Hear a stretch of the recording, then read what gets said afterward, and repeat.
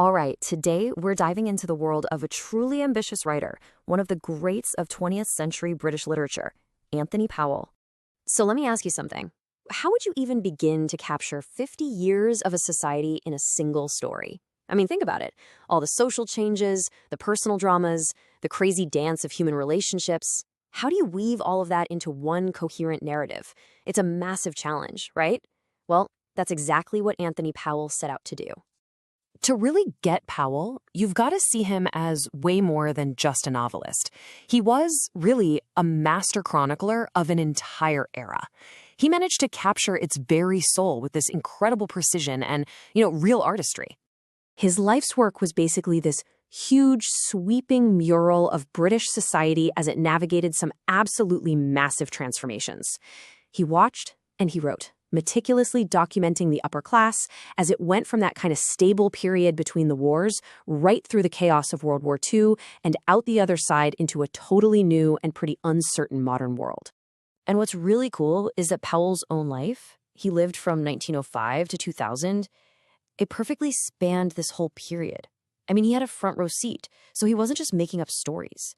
He was an artist. And his paint was his careful, witty, and super insightful observations of everything and everyone around him. Okay, so all of this keen observation, it all came together in his most significant work. And look, we're not talking about just one book here, not even a trilogy. No, Powell was playing on a completely different level of literary ambition. Right at the very heart of his legacy is this one single monumental work.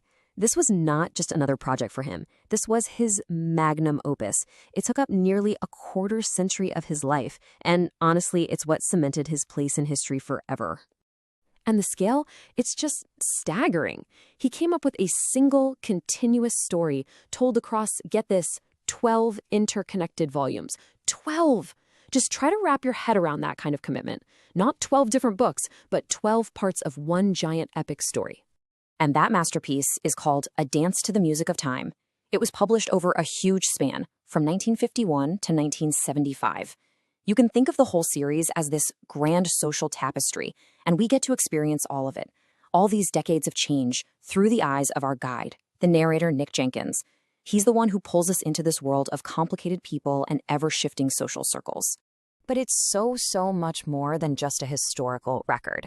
Powell uses this huge canvas to explore some of the biggest themes of life, Things like how time and memory can play tricks on us, what happens when a strict class system starts to fall apart, the messy, baffling nature of human relationships, and how huge world events can have these tiny ripple effects on individual, everyday lives. So here's the thing. It wasn't just what Powell wrote about that made him such a master. It was how he wrote it. He had this totally unique perspective, a style that, once you've read it, you can spot from a mile away. Okay, so what is that style? Well, for starters, his prose is just beautiful, really elegant, but it's paired with this sharp, dry wit. It's not laugh-out-loud humor, it's subtle, it's always kind of humming under the surface. It comes from just watching people, and seeing the absurdity in how they act or the awkwardness of a situation. And because of this, his characters feel so real, so complex, all living and breathing in this very specific world of the British upper class. Now, look, A Dance to the Music of Time gets, and deserves, most of the spotlight. But it's so important to remember that Powell was not a one-hit wonder. He had incredible range. Way before and even during his big masterpiece, he was sharpening his skills as a pretty fierce satirist in his other novels. So, for example, take his early novel, Afternoon Men. It's this perfect satire of the aimless, kind of lost post-war generation floating around London. Then later, with What's Become of Waring, he turned that same sharp eye on his own world, the literary scene. He totally skews the pretensions of writers, critics, and publishers. It's brilliant. Okay, so what does this all add up to? Let's wrap things up by looking at Powell's lasting legacy and where he fits in the grand scheme of things. There's no doubt about it. Anthony Powell is and should be seen as one of the absolute giants of 20th century British literature. I mean, his work won tons of awards, like the prestigious W.H. Smith Literary Award. It all just cements a reputation that was built on incredible skill, just profound dedication, and a truly one-of-a-kind way of seeing the world. And that kind of brings us right back to where we started. Powell's genius, really, was his incredible ability to tell the story of a small, specific group of people.